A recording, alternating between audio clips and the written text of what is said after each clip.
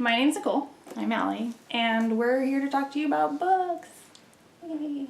So our first book is called The War of Art, and it is Break Through the Blocks and Win Your Inner Creative Battles. And Allie actually let me borrow this book because I've been struggling a bit with writing. And so she told me that when she read this, it kind of helped her go along. Yeah, so I read this book a couple of years ago, and at the time, it's really funny because I just reread it, or I reskimmed it really, so I could remember and talk about it. But when I read it the initial time, it really was exactly what I needed to read at that time, because it's basically just like a big kick in the ass to get off your butt and do whatever it is you're supposed to be doing. And that's what I needed. So at the time, it really was kind of life-changing. And reading it now, I had such a different reaction. So it'll be fun to kind of talk about that. Yeah. So really quickly before we begin, it is a fairly short book. It's divided into 3 parts, or books as he calls them, and they're all basically about resistance. Resistance with the capital R basically says that resistance is like the biggest thing that's holding you back. Can I say it real quick? Yes, go ahead. So yeah, it's a short book, and also just so you can kind of, I don't know if you can tell, the way the chapters are structured like this, they're very short. Yeah. This is an incredibly fast read. Like Yeah. it's a very, honestly, calling it it's a novella at best. Not Yes. even though it's not a novel. It's very short. Yes. So there's definitely pros and cons.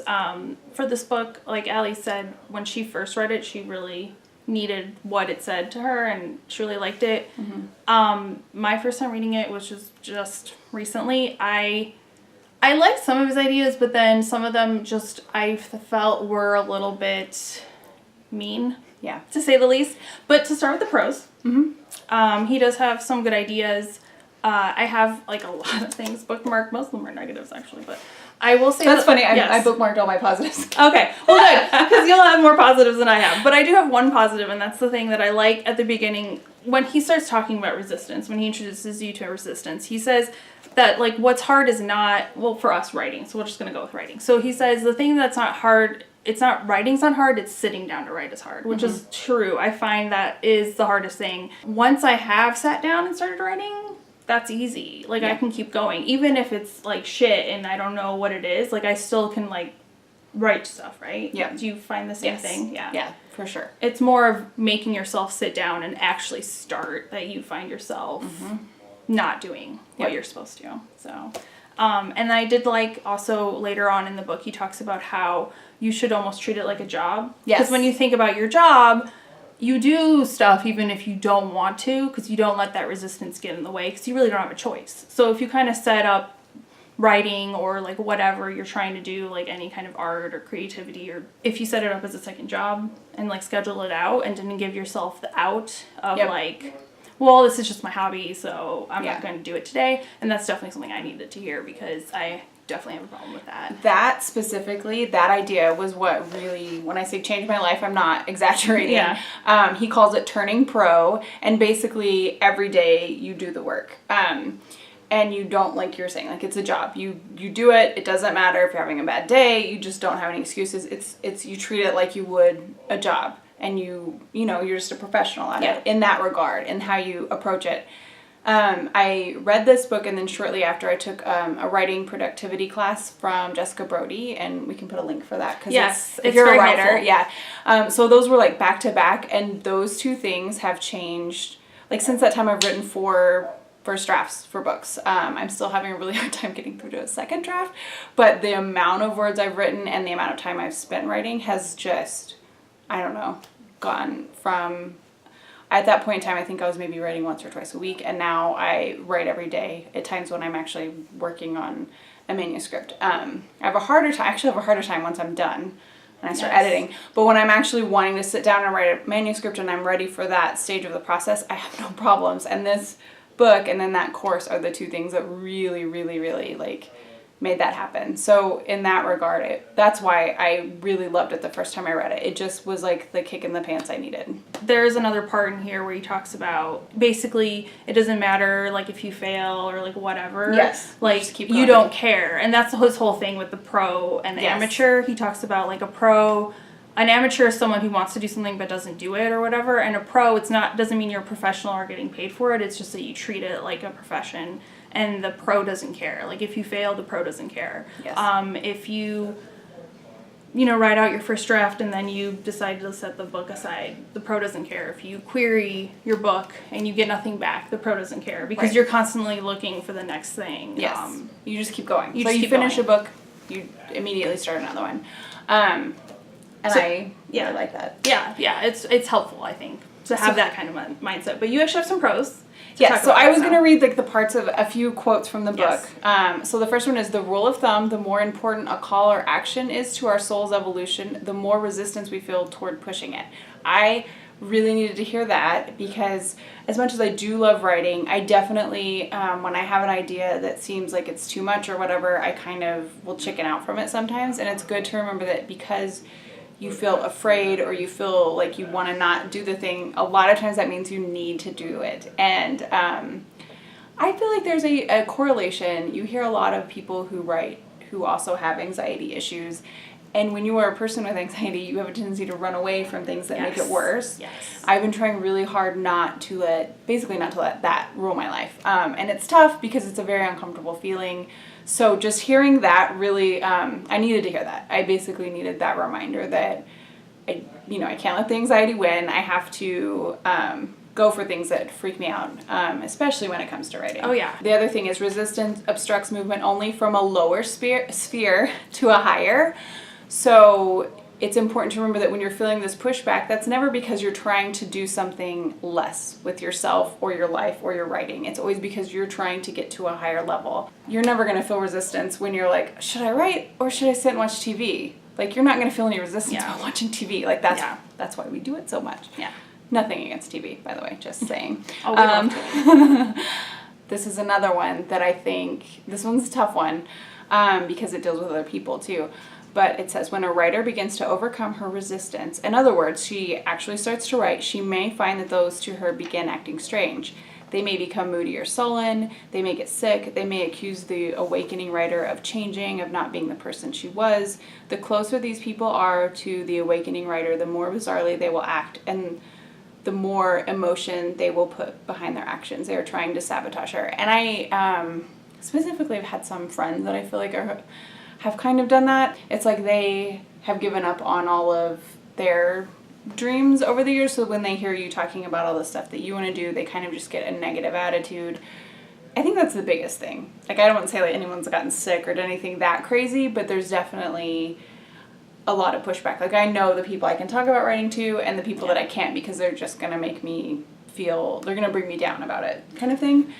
I found that to be a very interesting thing to read. Well, and it's funny that you marked that as a pro, because I actually found that passage a little bit of a con. Oh, really? Personally. Not saying that people like that don't exist, because I have, not even with writing, but just like other things. Especially when it's something, I think if it's something they want to be doing and you're achieving it, that makes it harder. Yes. But I don't like the fact that he says that, like, especially people that are close to you and stuff like that, because it's almost like, get ready for your spouse to hate what you're doing. Oh, okay. Yeah, and so I'm seeing it from that standpoint, and I think like it's kind of a thing of, I get what he's saying.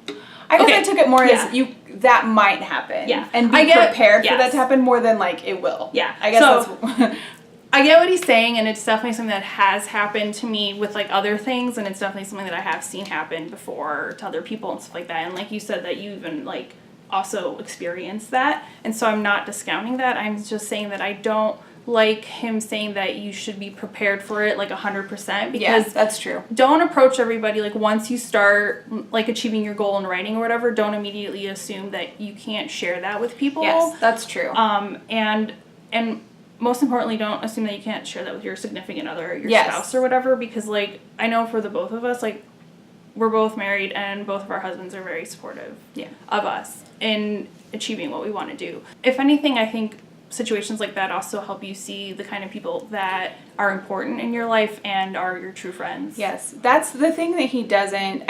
So my overall con with the book is that he does tend to be fairly negative. Yes. So especially like that, where it's like people are definitely going to come for you. Yeah. Hopefully they won't, But when I say friends, I don't mean anyone that I'm really close to. It's more acquaintances, and then they know about the writing. Yeah. And so they will usually bring it up. And a lot of times I don't really have anything to say about it. You know, like I'm sitting in a room by myself. Yeah.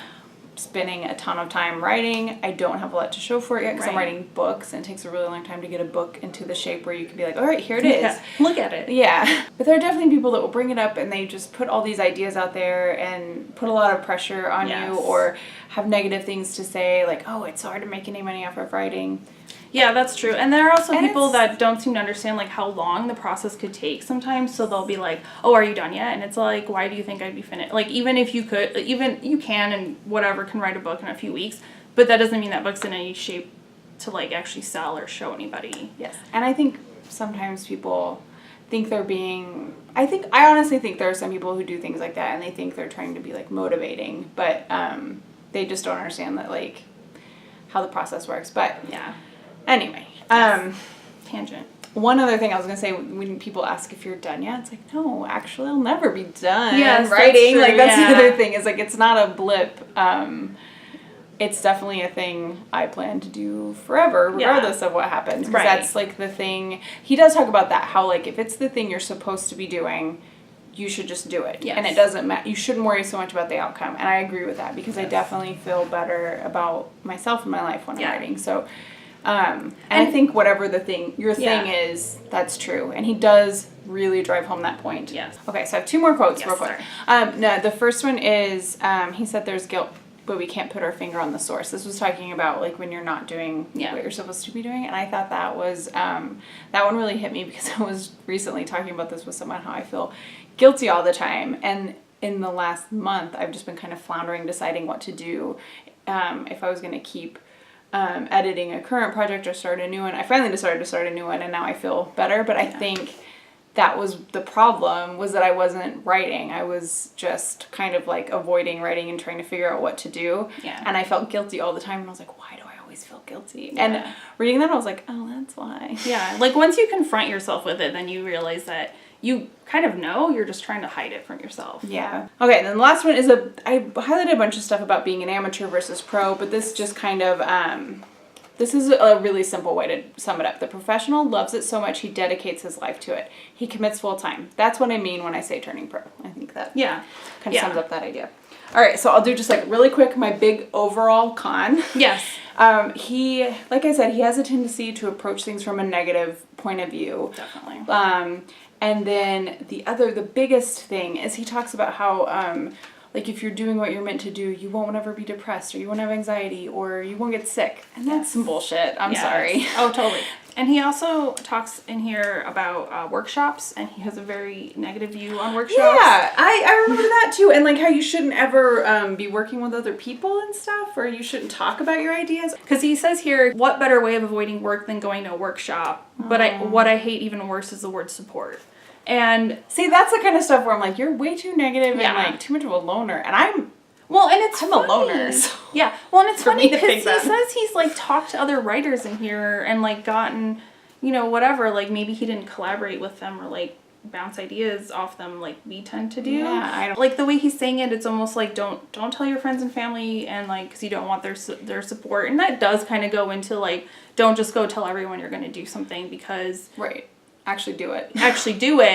But I mean, but also seek out other people that are doing the same thing you're doing. Yeah. I honestly think this book is good. Yes.